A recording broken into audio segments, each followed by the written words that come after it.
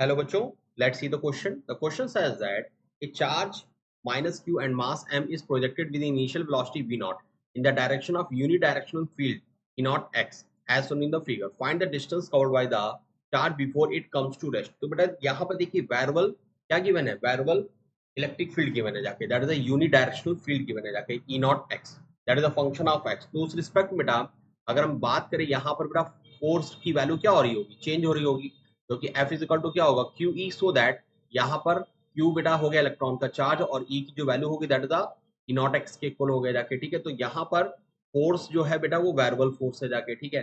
तो according to work energy theorem आपका statement क्या कहता है कि जो work done by variable force होता है that is equal to change in, यहाँ पर अगर हम बात करें इसकी वर्क एनर्जी थ्योरम की, वर्क एनर्जी थ्योरम की रिस्पेक्ट में बेटा क्या कह सकते हैं कि बेटा वर्क डन होता है किसके इक्वल होता है, that is equal to change in kinetic energy के इक्वल होता है जाके, ठीक है। तो work done by variable force, तो फोर्स कैसा है बेटा, वेरिएबल है जाके, ठीक है।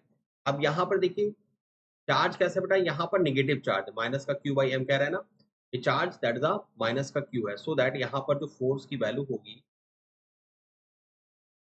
वो क्या बनेगी, माइनस का क्यू ई नॉट बनेगी जाके, ठीक है। तो work done that is equal to change in kinetic energy यानी कि के एफ माइनस के आई। अब यहाँ पर कह रहा है कम्स टू रेस्ट, यानी कि जो फाइनल काइनेटिक एनर्जी होगी बेटा वो जीरो हो जाएगी जाके, है ना।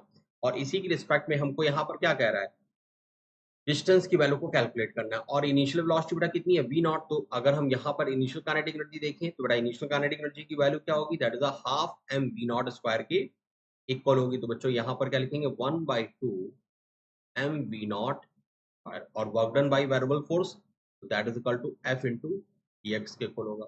बच्चा यहाँ पर अगर हम एफ की वैल्यू को प्लेस करते हैं तो देखिए अब कह रहा है कि हमको डिस्टेंस बतानी है, तो हमने मान लिया एक्स डिस्टेंस उसने क्या किया होगा, कवर किया होगा टोटल, ठीक है। ओरिजिन से स्टार्ट कर रहा है, ठीक है। तो उस रिस्पेक्ट में यहाँ पर मान लेते हैं एक्स, उसने डिस्टेंस कमिंग टू रेस्ट आने पर उसने एक्स डिस्टेंस ट्रेवल किया। तो फोर्स केवल बच्चों यहाँ पर क्या देखिए माइनस का Q e not into x, ठीक है। तो जब हम लोग बेटा यहाँ पर एक्स को इंटीग्रेट करेंगे तो that is a X square by two and that is equal to minus का M we naught square by two, ठीक है। मतलब यहाँ पर क्या है बेटा, माइनस का माइनस टर्म क्या हो जाएगा, कैंसिल आउट हो जाएगा जाके, that is m we naught square, ठीक है। यहाँ पर एफ की वैल्यू देखो बेटा माइनस का क्यू नॉट और एक्स को हमने यहाँ पर क्या कर दिया, इंटीग्रेट कर दिया, तो बेटा minus minus term cancel out हो गया। और हमको किसकी वैल्यू को कैलकुलेट करना था, टू से टू भी कैंसिल आउट हो गया। तो जो एक्स की वैल्यू आ रही बेटा वो कैलकुलेट करने पर क्या आ रही है, वी नॉट अंडर रूट, देखिए जरा वी नॉट स्क्वायर रूट से बाहर आ गया and that is m upon q e naught के इक्वल आ गया। तो उस रिस्पेक्ट बेटा यहाँ पर बिफोर कमिंग टू रेस्ट आने पर जो चार्ज पार्ट के लिए बेटा वो कितना डिस्टेंस कवर करेगा, that is p naught under root m upon q e naught के इक्वल कवर करेगा जाके, सो दैट जो राइट ऑप्शन होगा that is the first option is. Hope you understand well, best of luck.